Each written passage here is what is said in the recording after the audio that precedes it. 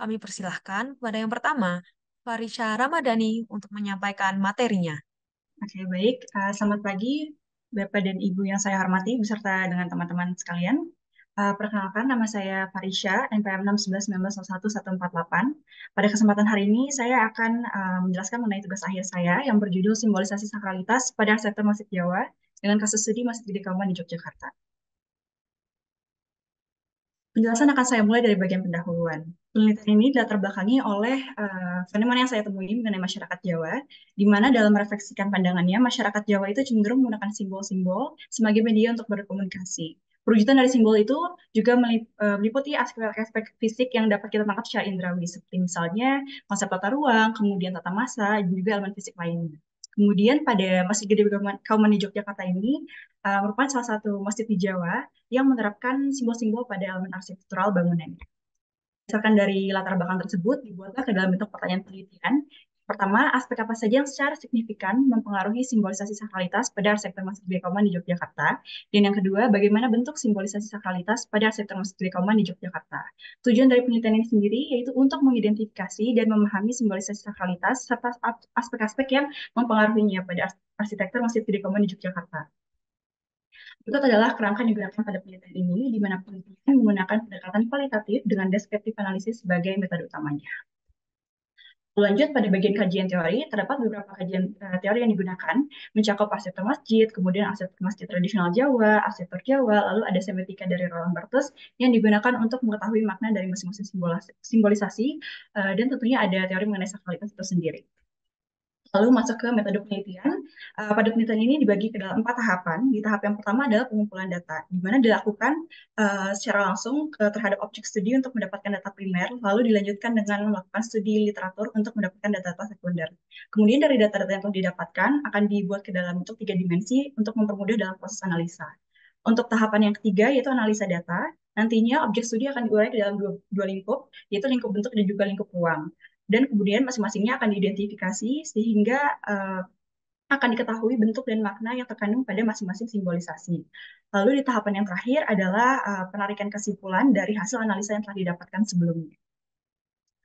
Secara lebih spesifiknya mengenai tahapan yang ketiga atau analisa data, akan ada pengerucutan terhadap aspek yang akan dianalisa. Seperti yang telah dijelaskan sebelumnya, akan dibagi ke dalam 2 lingkup. Yang pertama tata ruang, terbagi menjadi 3 bagian. Ada orientasi, kemudian tata ruang luar, dan juga tata ruang dalam.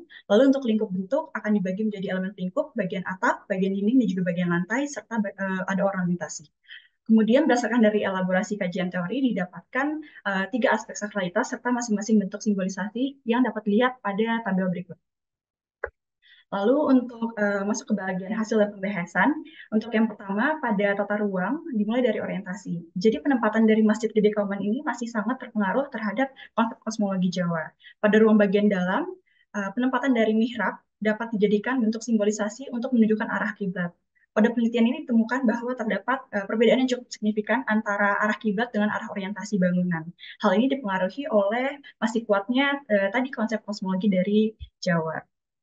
Lalu dari segi tata ruang luar, apabila kita lihat secara dimensi, dari masa masjid ini jauh lebih besar dibandingkan dengan masa-masa lain yang ada di dalam kompleks bangunan masjid ini. Selain itu juga, pada posisinya, masjid ini ditempatkan di tempat yang lebih tinggi dibandingkan dengan area lain di sekitarnya. Hal ini mencerminkan adanya suatu hierarki yang mengindikasikan bahwa masa utama masjid itu dianggap sebagai masa yang lebih sakral dibandingkan dengan masa-masa lainnya. Lalu pada tata ruang bagian dalam, kita bisa lihat dari diagram di sini terdapat pembagian yang cukup jelas yang membedakan antara area yang profan dan juga area yang sakral. Selain itu juga, pada ruang masjid ini penataan ruangnya masih sangat mempertahankan arsitektur rumah tradisional Jawa. Hal ini dapat kita cermati dari misalnya pada area serambi masjid yang merupakan pencerminan dari area pendopo pada rumah tradisional Jawa. Selain itu, bagi orang Jawa, penempatan ruang tengah atau bisa disebut sebagai sentong tengah itu dianggap sebagai ruang yang bersifat sakral. Hal ini selaras dengan penempatan ruang utama sholat masjid yang juga ditempatkan di bagian tengah masjid dan dianggap sebagai ruang yang bersifat paling sakral. Kemudian lanjut ke lingkup yang kedua, yaitu lingkup bentuk. Yang pertama ada elemen lingkup atap. Jadi pada masa utama ini memiliki bentuk atap tajuk dengan 3 tingkatan, di mana masing-masing tingkatan ini merepresentasikan nilai utama dalam Islam, yang terdiri dari Islam, kemudian iman, dan juga ihsan. Lalu kemudian bentuk atap tajuk ini juga menyimbolkan bentuk gunung yang dianggap sebagai pusat kosmos dalam ajaran Hindu. Selain itu, pada area Serambi memiliki bentuk atap limasan, dan penggunaan dari dua atap yang berbeda ini juga mencerminkan adanya nilai dualisme. Selain itu, pada poros vertikal di atap tajuk ini merepresentasikan adanya hablum minallah atau bisa dikenal dengan hubungan manusia antara manusia dengan Allah, sedangkan pada atap limasan yaitu unsur hablum minanas atau hubungan antara sesama manusia. Lalu selanjutnya pada elemen pelingkup ini, sisi pada ruang sholat utama itu dilingkup oleh pelingkup tidak hanya berfungsi sebagai pembatas ruang, tetapi juga menjadi salah satu elemen simbolis yang mempertegas adanya hierarki ruang. Kemudian pada ruang utama pun terdapat tiang yang utama atau bisa disebut sebagai sofa guru, di mana tiang-tiang ini merepresentasikan keempat arah mata angin atau bisa dikenal sebagai masyarakat Jawa dengan sebutan Pajubat Kalima Panca. Lalu untuk elemen lingkup lantai, pada diagram ini kita bisa melihat terdapat perbedaan ketinggian dari masing-masing ruang yang ada pada masjid ini. Perbedaan elevasi ini merepresentasikan adanya perbedaan hierarki, di mana ruang utama sholat ini diposisikan di elevasi yang paling tinggi karena berdasarkan sifatnya sendiri merupakan ruang yang paling sakral. Lalu yang terakhir adalah ornamentasi. Apabila kita bandingkan area Serambi dengan area ruang sholat utama, terdapat perbedaan yang cukup signifikan, di mana pada area Serambi ini, dari segi penggunaan warna maupun ornamentasinya jauh lebih bervariasi, dan masing-masing ornamennya itu memiliki makna dan filosofisnya sendiri. Dari keseluruhan penjelasan, kita dapat mengetahui bahwa terdapat beberapa aspek yang mempengaruhi secara signifikan terhadap simbolisasi sakralitas pada arsitektur Masjid Istiqlal Kauman di Yogyakarta ini.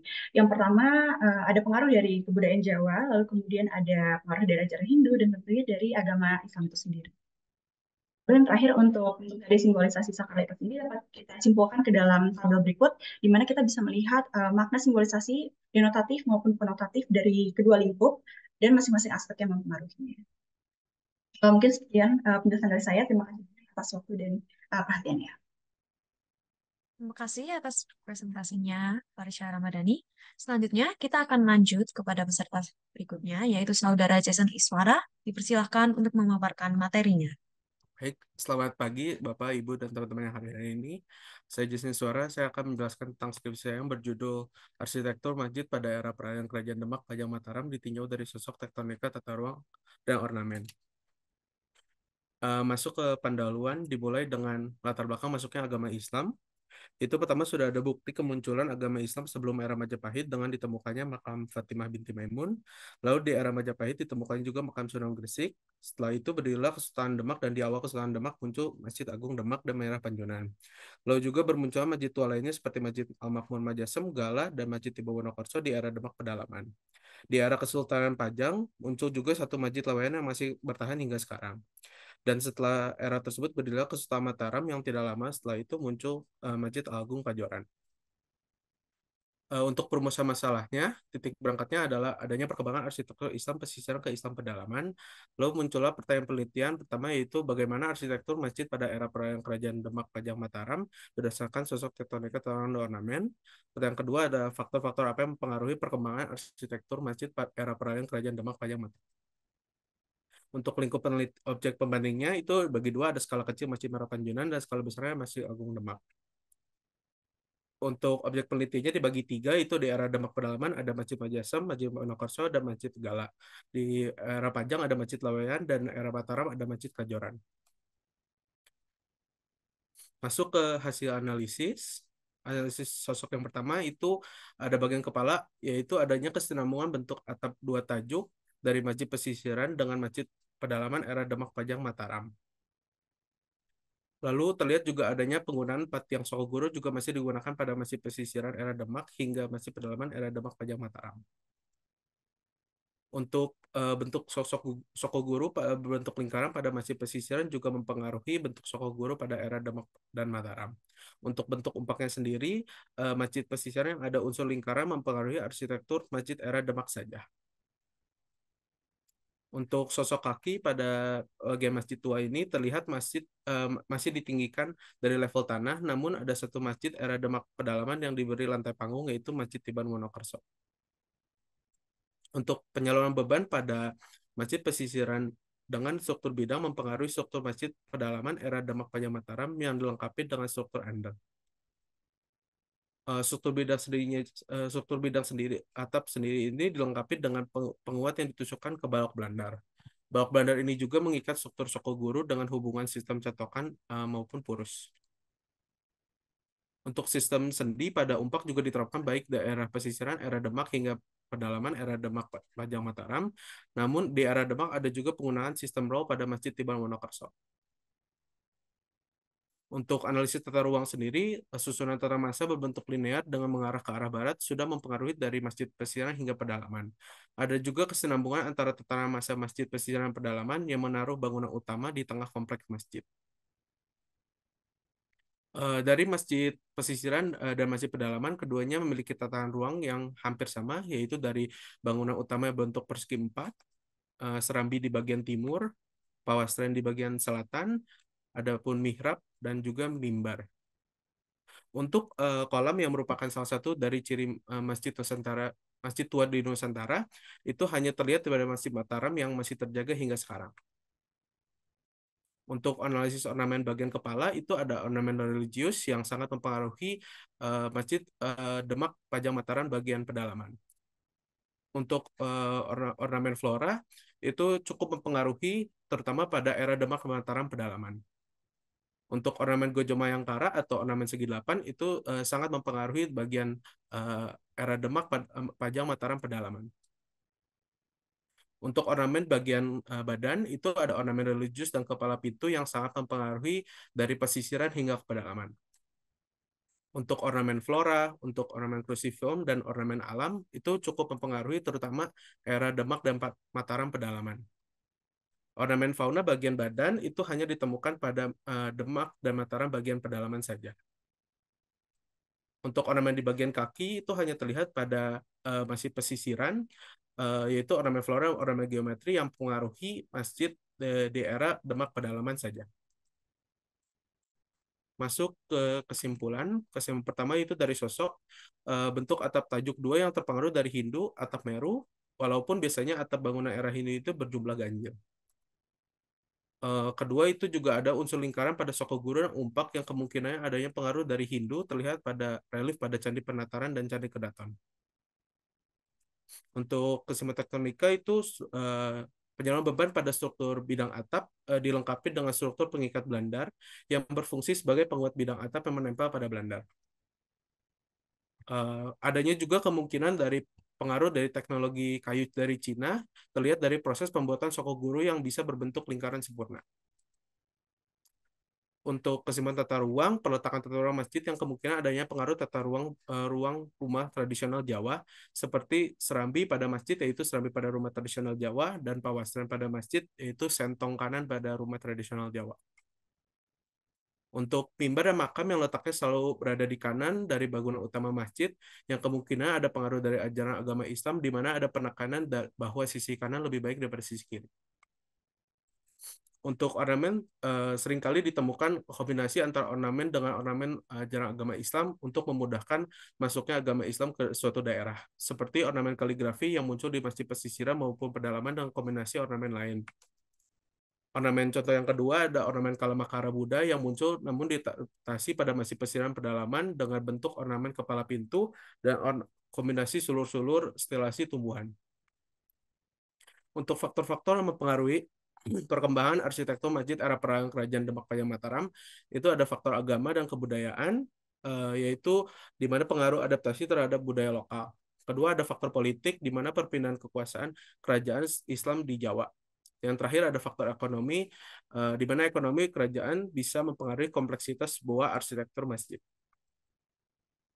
Terakhir masuk ke pemikiran akhir. Di mana kita tahu Wali Songo adalah tokoh agama Islam yang berperan besar dalam penyebaran agama Islam dan berperan besar juga dalam proses pembuatan masjid-masjid tua di Jawa. Setelah penelitian berlanjut, saya menemukan adanya tipologi yang mirip dengan masjid tua di Nusa Tenggara Barat, di mana yang pertama ada tipologi masjid atap tajuk dan juga penggunaan struktur yang sama dengan masjid tua di pedalaman Jawa Tengah. Dari hasil persamaan yang ditemukan, antara kedua masjid bisa mematahkan asumsi penyebaran agama Islam oleh Wali Songo yang hanya berada di tanah Jawa saja. Namun penyebaran agama Islam di Jawa bisa terasakan ke Indonesia bagian timur. Sekian, terima kasih. Terima kasih atas presentasinya, Saudara Jason Iswara. Selanjutnya, kita akan lanjut kepada Saudari Angelin Karisa Dewi. Dipersilakan untuk memaparkan materinya. Selamat pagi, perkenalkan nama saya Angelin. Hari ini saya akan mempresentasikan mengenai hasil skripsi saya yang berjudulkan Kajian Relasi Arsitektur Masjid Tua Abad ke-16 hingga 19 di Jakarta terhadap peninggalan masjid di Demak dan Cirebon ditinjau dari sosok tektonika, tata masa ruang, dan ornamentasinya. Dimulai dari latar belakang, di mana pada tahun 1527, Demak dan Cirebon menjadi pelopor utama agama Islam di Jakarta, sehingga masjid di Demak dan Cirebon menjadi referensi utama dalam mendesain masjid awal di Jakarta. Namun, akibat adanya pergantian kelompok penyebaran Islam di Jakarta, eksistensi arsitektur masjid Demak dan Cirebon menjadi sebuah poin penting yang dipertanyakan keberlanjutannya dari abad ke-16 hingga abad ke-19. Nah, berdasarkan latar belakang, fokus penelitian adalah untuk melihat pengaruh arsitektur masjid tua di Demak dan Cirebon terhadap arsitektur masjid pada abad ke-16 hingga 19 di Jakarta melalui penemuan elemen masjid Demak dan Cirebon yang diadopsi oleh masjid di Jakarta serta faktor penyebabnya. Objek penelitian akan dibatasi dengan masjid di Jakarta yang dibangun pada abad ke-16 hingga 19. Namun, untuk analisis yang lebih mendalam, akan digunakan masjid otentik yang merepresentasikan perabadnya akibat beberapa masjid yang sudah mengalami renovasi total. Sebagai pembanding, masjid tua di Demak dan Cirebon menjadi acuan utamanya. Untuk teori yang digunakan untuk menyusun data adalah anatomi bangunan menurut Kaching, Four Elements of Architecture menurut Schwartz, dan tipologi denah masjid Jawa. Data akan disusun terhadap lingkup sosok, tektonika, tata masa ruang, dan ornamentasi. Teori arsitektur masjid dan Islam Jawa kemudian akan digunakan untuk tahap analisis data. Dan pada akhirnya hasil yang didapatkan akan dibandingkan dengan sejarah perkembangan Islam di Jakarta untuk menemukan faktor penyebabnya.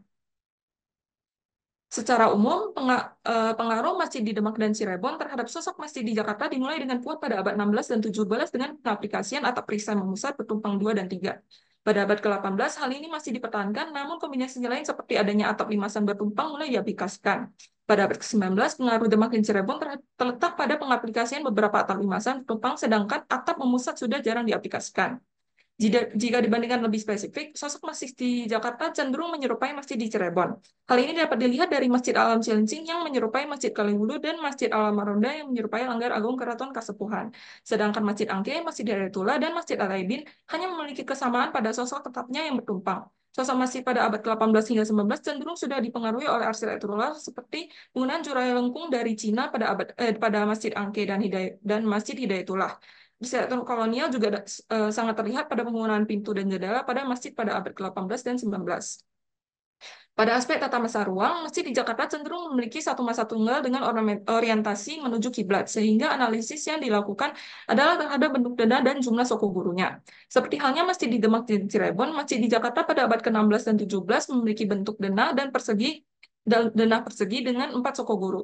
Lalu memasuki abad ke-18, kombinasi bentuk denah seperti persegi panjang dan L dan jumlah suku guru beragam mulai muncul. Pada abad ke-19, elemen masjid di Demak dan Cirebon yang masih dapat ditemukan adalah penggunaan suku guru, sedangkan bentuk denah persegi sudah jarang ditemui. Walaupun begitu, susunan suku guru sudah berbeda dari biasanya. Nah, hal ini dapat terlihat dari denah Masjid Hidayatullah dan Masjid At-Taibin. Walaupun jumlah suku guru pada Masjid Hidayatullah berjumlah 8, namun susunannya masih berupa 2 kali 4, sedangkan Masjid At-Taibin memiliki susunan suku guru linear pada bagian tengah mihrab. Selain itu, Masjid di Cirebon maupun Demak memiliki pengaruh yang sama tanpa ada yang mendominasi pada aspek tata masa ruangnya. Dalam aspek tektonika, masjid di Jakarta lebih menyerupai masjid di Demak. Walaupun secara umum masjid di Demak dan Cirebon menggunakan sistem inti dengan sambungan jepit pada suku guru, sambungan jepit yang digunakan masjid di Jakarta dan Demak adalah pada balok anak, sedangkan masjid di Cirebon menggunakan purus dan catokan. Masjid di Jakarta juga memiliki fondasi tanam. Pada masjid di Jakarta, sistem inti cenderung diterapkan hingga abad ke-18. Sistem kuda-kuda mulai diintroduksi pada abad ke-18 dan berlanjut hingga abad ke-19. Seperti halnya pada ciri-ciri umum, Masjid Alam Cilincing memiliki sistem inti dengan under seperti masjid di Demak. Masjid ini juga memiliki kombinasi dengan rumah joglo dengan bagian atap penanggap yang hanya berupa jurai. Kemudian pada abad ke-17, semen kuno mulai digunakan dengan kombinasi struktur kayu. Struktur kuda-kuda juga digunakan pada area Serambi. Pada abad ke-18, Masjid Angke memiliki sistem struktur yang serupa dengan Masjid Al-Jinjing. Namun karena tinggi plafon mencapai 8-9 meter, maka ditambahkan 2 balok seperti pada Masjid di Cirebon untuk mengikat suku guru. Balok ini juga sekaligus menopang beban tangga. Penerapan kuda-kuda pada abad ini juga mulai terlihat pada atap utamanya seperti terlihat pada Masjid Hidayatullah. Namun kuda-kuda masih belum sepenuhnya memiliki bentuk tras, tetapi kombinasi dengan sekur dan balok. Pada Masjid At-Taibin yang dibangun pada abad ke-19, kuda-kuda dengan bentuk tras sudah sepenuhnya digunakan. Kolom juga tidak lagi menjadi inti bangunan, tetapi digunakan untuk menopang kuda-kuda. Nah, kemudian secara umum dalam aspek ornamentasi, ornamen yang diadopsi hanya berupa ornamen mustaka yang diterapkan hingga abad ke-18. Selain itu, masjid memiliki ornamen polos. Walaupun begitu, pada abad 17, masjid mulai memiliki gaya arsitektur kolonial, sedangkan pada abad 18 dan 19, ornamen dari luar Jawa seperti topong, punggal, lotus terbalik, dan lainnya mulai diaplikasikan. Pada masjid di Jakarta ini dapat dilihat bahwa bentuk ornamen mustakanya lebih menyerupai ornamen mustaka pada masjid di Cirebon. Dan Masjid At-Taibin yang dibangun pada abad 19 tidak lagi memiliki ornamen mustaka, tetapi justru puncak atap bulan dan bintang. Kemudian dapat dilihat bahwa seperti yang disebutkan pada ciri umum, Masjid Al-Marunda memiliki gaya arsitektur kolonial dengan adanya kolom dorik. Masjid Angke dan Hidayatullah memiliki sejumlah ornamen dari luar seperti bentuk pintu yang menyerupai toko merah yang dulunya merupakan kediaman Gubernur VOC. Walaupun begitu, beberapa ornamen Jawa juga ditemukan pada masjid-masjid ini, yaitu Mahkota Paduraksa pada Mirab di Masjid Al Marunda, ornamen Praba dan Umpak Labu pada Masjid Hidayatullah, dan ornamen Saton pada kolom masjid di At-Taibin Senen. Nah, jika disusun transformasi setiap aspek per abadnya, ditemukan ritme yang serupa di antara keempat aspek, yaitu kuatnya pengaruh Cirebon dan Demak dari abad 16 hingga 18 pada masjid di Jakarta, dengan mulai melemahnya pada abad ke-19. Sedangkan pengaruh dari luar Jawa dimulai dengan minim pada abad 17 dan meningkat pada abad 18 dan lanjut pada abad 19. Namun abad 19 cenderung sudah memasuki gaya arsitektur modern. Disesuaikan dengan secara masuknya Islam di Jakarta, terdapat 3 faktor yang mempengaruhi transformasi tersebut, yaitu perpindahan kekuasaan di Jakarta dari Sunda Kelapa ke Jayakata, lalu Batavia. Kemudian faktor kedua itu peperangan, dan faktor ketiga merupakan keterbukaan masyarakat pesisir dengan Islam yang melebur pada kehidupan masyarakat Omenaden dengan suku yang beragam. Sekian presentasi dari saya, terima kasih. Terima kasih, Injelin Garsatini. Selanjutnya kita lanjut kepada Saudara Alexander Christian. Dipersilahkan untuk memaparkan materinya. Aldi, Bu Esti, dan hadirin. Pada kesempatan ini saya akan menyampaikan hasil penelitian saya dengan judul Studi Penjajaran Arsitektur Masjid Kuno Era Kesultanan Banjar dan Kutai Kartanegara dengan Kesultanan Demak Cirebon ditinjau dari tata ruang, sosok, ornamen, dan tektonika. Bagian yang pertama, pendahuluan. Latar belakang. Pengaruh Islam di Kalimantan tidak lepas dari pengaruh luar yang datang, terutama di Kalimantan Selatan tahun 1526. Pangeran Samudra meminta bantuan pasukan kerajaan Demak dan akhirnya berdirilah Kesultanan Banjar. Lalu Islam masuk juga ke Kalimantan Timur oleh Dato' Ribandang, yaitu murid Sunan Giri, yang melakukan ekspedisi ke Kutai dan akhirnya berdirilah Kesultanan Kutai Kartanegara. Namun sebelum itu, ada masa Hindu-Buddha yang menguasai Kalimantan, yaitu Kerajaan Kutai, sekaligus kerajaan Hindu tertua di Indonesia. Setelah itu ada banyak kerajaan Hindu-Buddha yang menguasai Kalimantan seperti Kerajaan Negara Dipa dan Negara Daha. Dan jauh sebelum itu terdapat kelompok Proto-Melayu dan Deutero-Melayu yang menguasai Kalimantan dan merupakan asal-usul suku Dayak. Lalu dirumuskan pertanyaan. Yang pertama, apa persamaan dan perbedaan arsitektur Masjid Kuno era Kesultanan Banjar dan Kutai Kartanegara dengan Kesultanan Demak Cirebon ditinjau dari tata ruang, sosok, ornamen, dan tektonika? Kedua, faktor-faktor apa saja yang mempengaruhi persamaan dan perbedaan arsitektur masjid-masjid kuno tersebut? Berikut merupakan ruang lingkup penelitian. Ada 8 masjid penelitian yang ada di Pulau Kalimantan dan ada 4 masjid pembanding yang ada di Pulau Jawa. Dan masjid-masjid ini terbagi dalam skala kecil dan skala besar. Berikut merupakan bagian periode kesultanan yang dijajarkan berdasarkan tahun pendirian masjid. Pendirian masjid-masjid penelitian dibangun pada era Kesultanan Banjar dan Kutai Kartanegara. Berikut merupakan bagian detail masing-masing riwayat masjid sejak dari pendiriannya dan adanya perbaikan atau pemugaran atau penghancuran dan juga pemindahan. Bagian kedua yaitu kajian teori. Berikut merupakan teori yang digunakan berdasarkan lingkup penelitian tata ruang, sosok, ornamen, dan tektonika.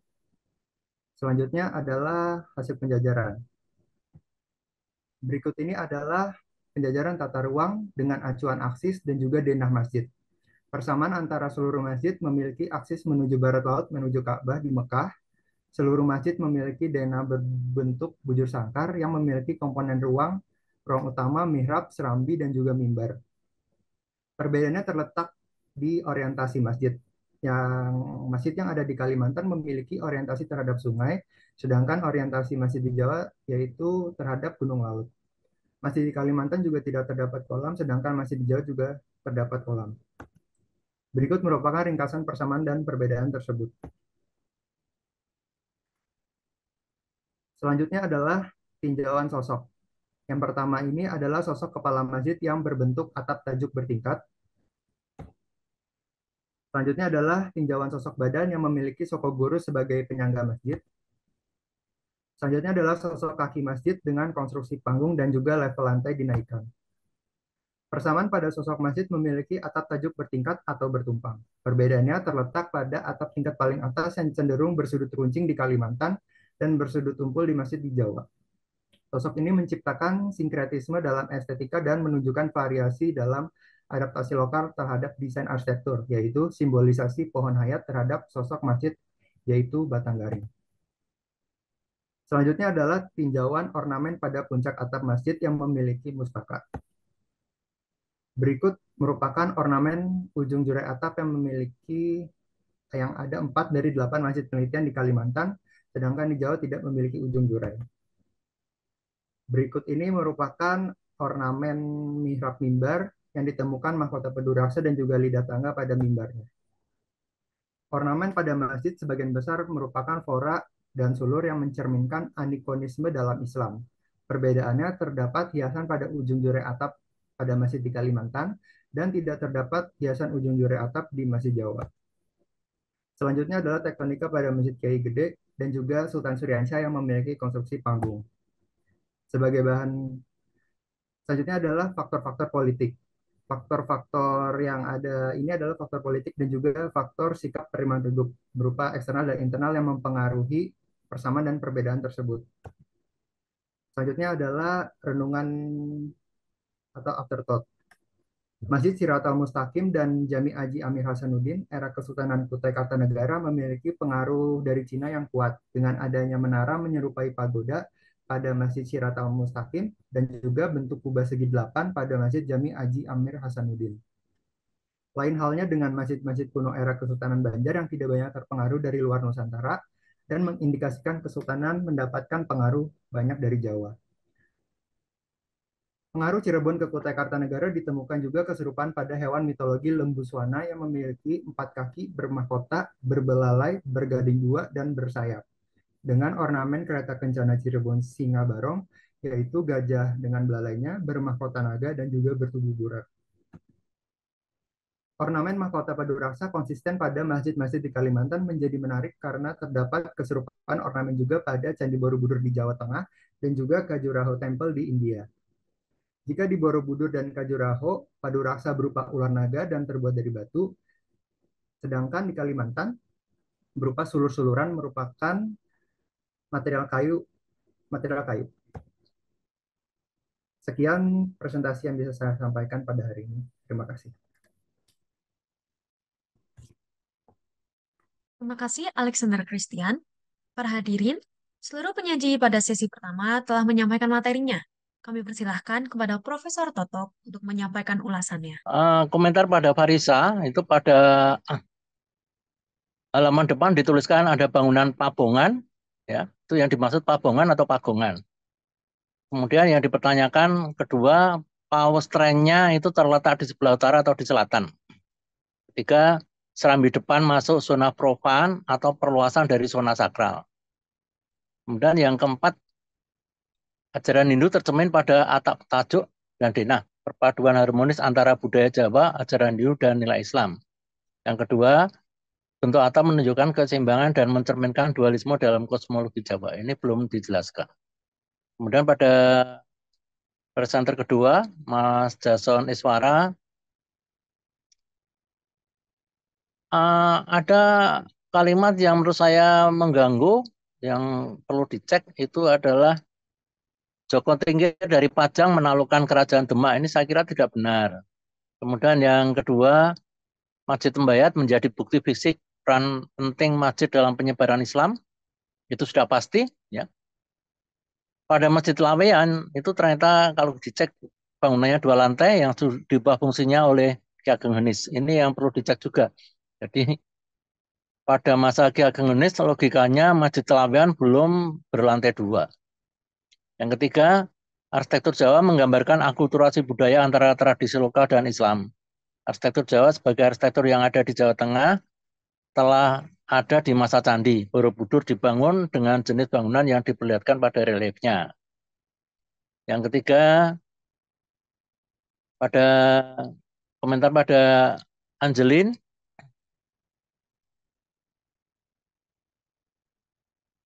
bentar, sudah cukup baik ya.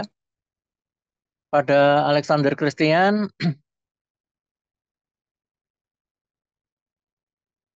di kesimpulannya terlalu panjang ya di makalah itu, tapi kalau di presentasi jelas, tapi di makalahnya terlalu panjang ya. Komentarnya abstrak tentang masjid, tetapi pada kata kuncinya ditulis Rumah Susun Sarijadi Bandung ya. Jadi ini Mas Alexander kayaknya mencomot makalah tentang Rumah Susun Sarijadi Bandung ya. Di abstraknya itu tulisannya itu, coba dicek juga ya. Kemudian kalau kita cek atap tajuk Jawa itu di pernyataannya ada 6, tapi kalau saudara mengumpulkan semua datanya dari pernyataan-pernyataan beberapa peneliti dan penulis itu ada 22 ya tajuk itu. Kemudian ada pernyataan bahwa 5 kolom pada Masjid Sungai Jingga itu pengaruh Majapahit ya. Ini yang dipertanyakan ya. Masanya kan berbeda ini. Kenapa Masjid Majapahit? Kenapa pengaruh Majapahit masuk di Masjid Sungai Jingga? Itu. Terima kasih. Berikutnya, kita akan melanjutkan pada sesi terakhir. Kami persilahkan kepada Hasna Latifa untuk dapat menyampaikan materinya. Baik, selamat pagi. Saya Hasna Latifa, 611-1901-145 akan mempresentasikan sedikit mengenai tugas akhir saya yang berjudul Evaluasi Kinerja Bangunan Gedung Hijau pada Masjid Mai Masku, Perumda Tirta Wening, Kota Bandung. Saya akan membahas mulai dari pendahuluan, metode penelitian, deskripsi objek studi, penilaian kinerja bangunan gedung hijau, dan diakhiri oleh kesimpulan. Penelitian ini dilatar belakangi profesi kita sebagai arsitek yang harus memiliki tanggung jawab moral pada generasi mendatang dengan membentuk lingkungan binaan berkelanjutan. Salah satunya dengan menerapkan prinsip-prinsip bangunan gedung hijau pada seluruh tahapan perencanaan bangunan gedung. Nah, adapun upaya tersebut dapat dilakukan mulai dari lingkup terkecil. Bagi umat muslim, masjid menjadi salah satu lingkup terkecil dengan potensi Indonesia sebagai penduduk muslim terbanyak, diharapkan mampu berkontribusi dalam pengembangan lingkungan binaan berkelanjutan dalam aspek masjid hijau. Sehingga didapatkan pertanyaan, bagaimana kinerja bangunan gedung hijau pada Masjid Mai Maskup dan sejauh mana penerapannya? Masuk ke metode penelitian, pembahasan dilakukan dengan penjabaran analisis parameter kinerja bangunan gedung hijau yang tercantum dalam laporan Parlemen PUPR nomor 21 tahun 2021. Nah, untuk pengumpulan datanya sendiri dilakukan dengan cara observasi dan pengukuran, modeli 3 dimensi untuk perhitungan skala besar, dan wawancara untuk data yang tidak bisa didapatkan di lapangan. Untuk deskripsi objek studi, berikut untuk objek studinya. Desain yang sekarang ini merupakan hasil renovasi besar yang dilakukan pada tahun 2016 dari sayembara yang dimenangkan oleh arsitek Eki Ahmad Rumijai, namun kondisinya saat ini telah mengalami beberapa perubahan. Bisa kita lihat pada foto yang diambil pada tahun 2016, dia masih memiliki tanaman Lee Kuan Yew pada fasadnya, sedangkan yang tahun 2023 ini tidak, dan tahun 2023 ini ada atap kanopi tambahan. Adapun cross ventilation yang semula direncanakan tidak terjadi karena kondisinya pintu tidak pernah dibuka untuk alasan keamanan dan maintenance. Hal yang sama pun terjadi pada lantai atasnya, namun sirkulasi pada area ini masih lebih baik. Selanjutnya ini ada beberapa foto yang menunjukkan area-area yang terdapat pada masjid. Ini untuk sirkulasi masjidnya, ruang sholat masjid, ruang BKM, tempat wudhu dan toilet, area ruang terbuka hijau, dan ini terakhir area kolam. Masuk ke bagian pembahasan, ini akan saya fokuskan pada parameter penilaian yang penerapannya sudah berjalan pada masjid. Pertama, bangunan mendapatkan poin pada aspek orientasi bangunan. Untuk bangunan dengan dinding terpanjangnya timur-barat, menggunakan second skin pada fasadnya. Untuk aspek pengolahan tapak, kawasan masjid memiliki nilai albedo 0,36 dengan jumlah tujuh vegetasi 45%. Dan berikut untuk perhitungan tujuh vegetasinya. Untuk area hijau, dia udah memenuhi luas minimal 20% dan sudah dapat diakses oleh publik. Untuk penyediaan jalur pedestrian, ini ada petanya yang menghubungkan fungsi-fungsi pada area sekitar tapak. Masuk ke aspek efisiensi penggunaan energi, bangunan tidak menggunakan sistem pengondisian udara sama sekali, sehingga beberapa aspek pada aspek ini tuh langsung mendapatkan poin penuh. Nah, untuk sistem ventilasinya sepenuhnya alami, namun belum bisa memenuhi kenyamanan thermal. Berikut hasil observasi pada 9 titik masjid yang dilakukan selama 3 hari. Untuk lantai satu ini tidak ada pergerakan udara sama sekali, sedangkan area yang memiliki kecepatan angin ini ada di lantai 2 yang berada pada area bukaannya yang besar. Untuk sistem pengondisian udara juga ini langsung mendapatkan poin penuh, namun bangunan belum mencapai kenyamanan thermal dengan suhu bola kering rata-rata di atas 25 derajat Celcius, sementara untuk kelembapannya masih relatif normal. Berikut untuk sistem pencahayaan, berikut intensitas cahaya dalam jam 12 siang, 3 sore, dan ini 6 sore. Pencahayaan pada lantai 2 ini relatif memenuhi standar, terkecuali pukul 6 sore yang pencahayaan buatannya tuh masih jauh dari standar 200 lux. Sehingga untuk aspek pencahayaan ini hanya dapat mendapatkan poin pada penggunaan saklar tersendiri untuk ruang yang lebih kecil dari 30 meter persegi, dan sedangkan untuk transportasi vertikalnya ini tidak digunakan sehingga mendapatkan poin penuh. Untuk aspek selanjutnya yaitu penggunaan air dari hasil wawancara dengan DKM.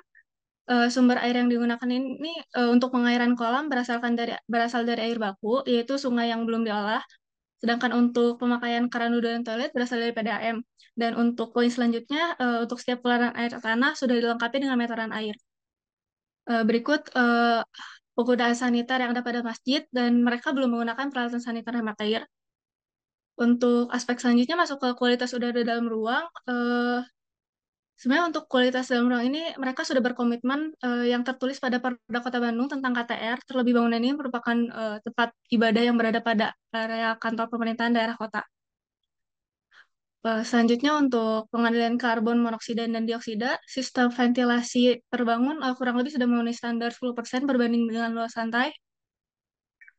Berikutnya aspek penggunaan material ramah lingkungan. Banyak data yang belum bisa dikonfirmasi sebenarnya. Namun beberapa yang dapat dikonfirmasi dengan arsiteknya yaitu beton yang diambil dari area Kota Bandung, material atap tidak mengandung B3, dan semua material yang digunakan pada bangunan ini seluruhnya berasal dari dalam negeri. Untuk aspek pengelolaan sampah, terdapat tempat sampah komunal di area sekitar tapak dengan wadah terpisah sesuai dengan jenis sampahnya.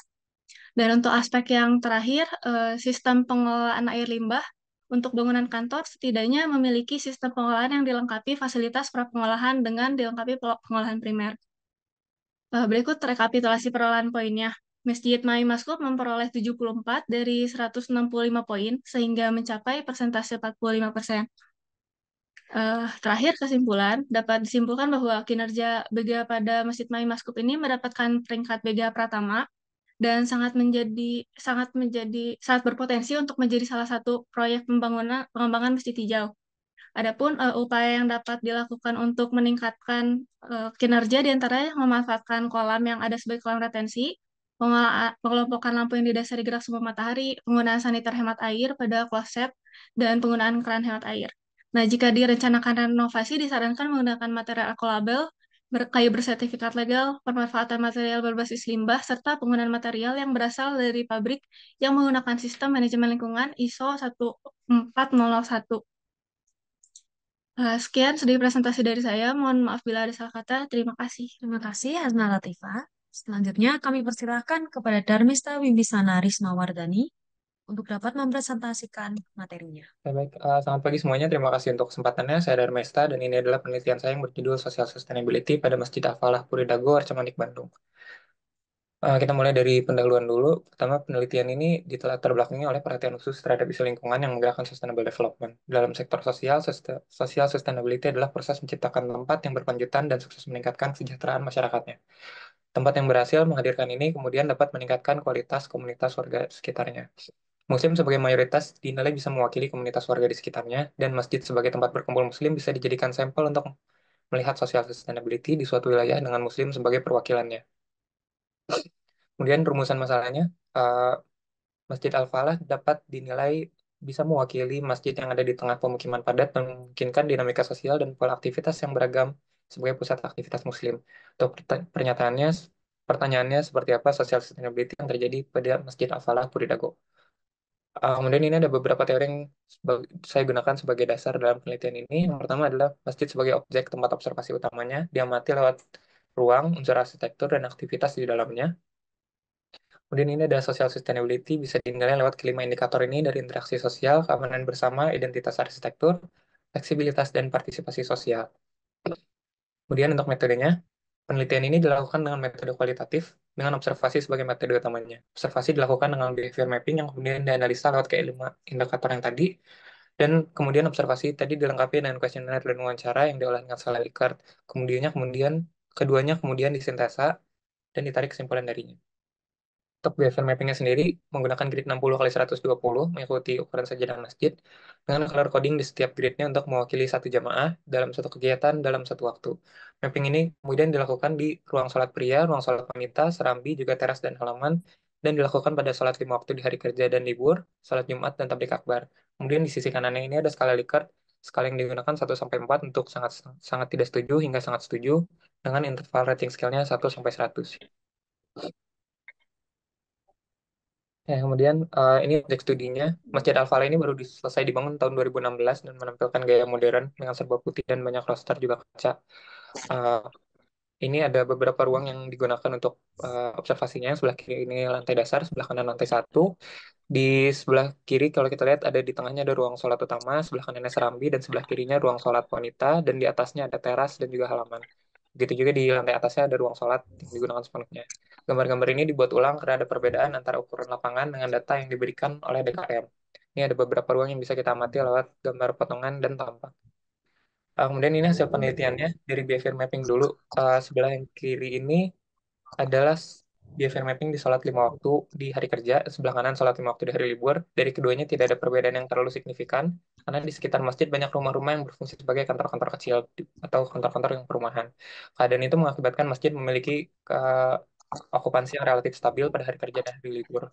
Tapi dari keduanya dapat kita perhatikan bahwa saat maghrib itu jadi waktu di mana okupansi masjid paling penuh dibanding waktu-waktu lainnya. Dan dari data ini juga bisa kita perhatikan bahwa mayoritas jemaahnya adalah pria dengan sangat minim jemaah perempuan di sholat 5 waktu.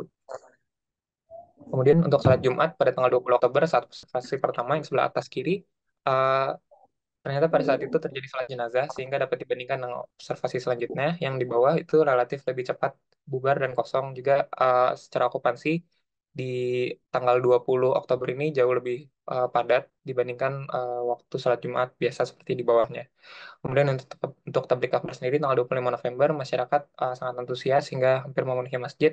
Di area Serambi juga sangat penuh dan okupansinya tertinggi saat ini dan masjid dan jemaah perempuan juga okupansinya tertinggi di saat ini. Kemudian ini untuk analisa observasi saya yang pertama dari interaksi sosial di hari-hari biasa ini hanya terjadi di level permukaan seperti saling sapa saja. Sementara untuk di acara yang lebih khusus seperti tablik akbar itu lebih mendalam. Untuk keamanan bersama, Masjid Al-Falah sudah membatasi akses dengan baik dan menghadirkan pengamanan yang cukup memadai pada acara yang lebih besar seperti salat Jumat dan tablik akbar. Di identitas arsitektur sendiri seperti yang kita lihat tadi, Masjid Buria Dago telah menghadirkan kubah secara untuk ciri masjid dan portal dan telah mencerminkan kondisi sosial masyarakat di sekitarnya. Bagian fleksibilitas, ruang sambi dan sholat wanita dan teras itu bisa berubah fungsi sesuai kebutuhan atau multifungsi dan tidak ada perubahan leveling yang signifikan sehingga memudahkan mobilitas dan aksesibel. Partisipasi sosial yang terakhir, jemaah masjid rajin menghadiri sholat 5 waktu pada hari kerja, libur, dan antusias dalam aktivitas yang lebih spesial seperti tablik akbar. Yang kemudian ini untuk hasil kuesionernya. Dari seluruh pernyataan ini di bagian interaksi sosial menghasilkan rata-rata skor 84,72% yang artinya responden setuju bahwa interaksi sosial terjadi di masjid ini. Kemudian di bagian keamanan bersama menghasilkan rata-rata 87,5%, artinya responden merasa aman untuk beraktivitas di masjid dan sekitarnya. Kemudian ini untuk identitas arsitektur menghasilkan 90,97% dan fleksibilitas 86,11%. Yang terakhir ini yang tertinggi partisipasi sosial yang rata-rata 92,36%.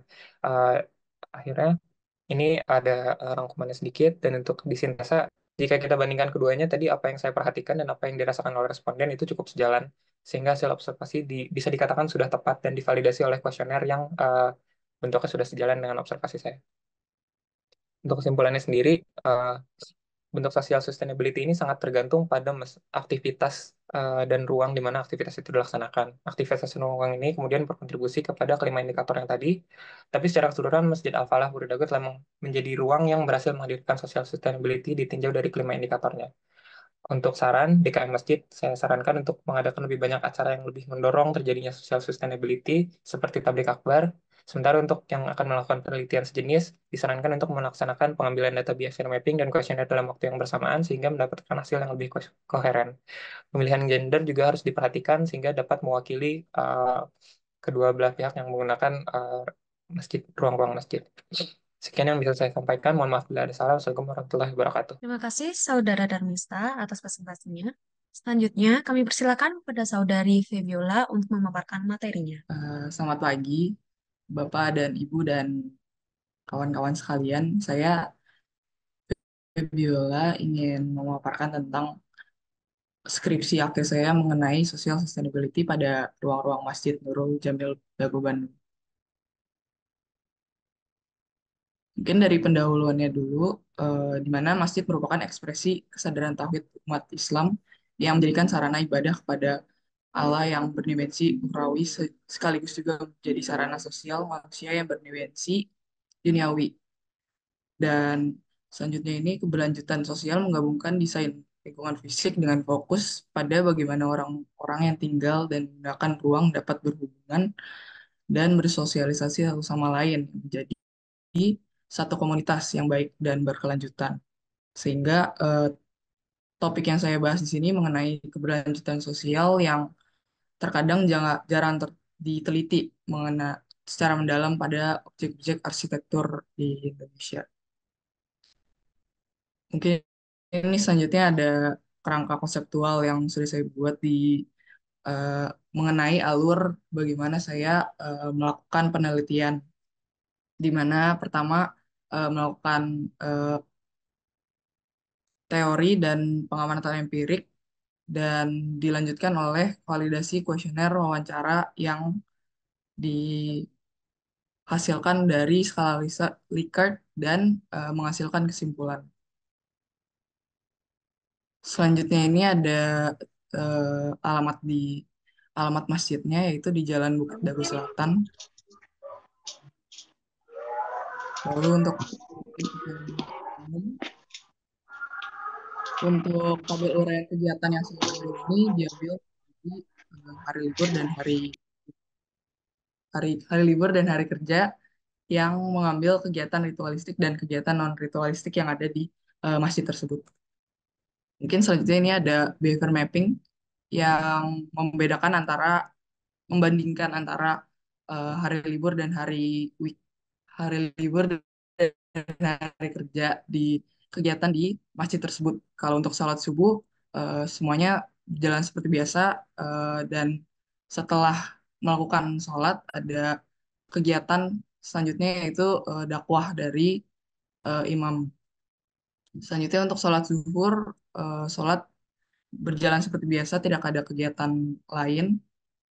Untuk sholat asar sama, dan untuk sholat maghrib, saya melihat ada beberapa umat yang eh, menunggu dan beristirahat sejenak di masjid untuk melaksanakan sholat terakhir pada hari itu yaitu sholat isya.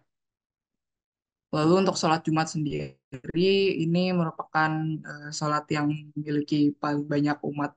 Jadi dia memenuhi keseluruhan eh, area masjid dan tapi tidak terlalu meluap sampai ke area-area lainnya. Ini untuk kegiatan PAUD di mana beberapa orang tua itu menunggu di area-area masjid sambil menunggu anaknya bersekolah. Lalu juga ada kegiatan pernikahan di mana menggunakan area masjid dan area lahan hijau masjid di depannya. Selanjutnya ini ada data kesimpulan dari kuesioner wawancara yang saya ambil dari 30 responden.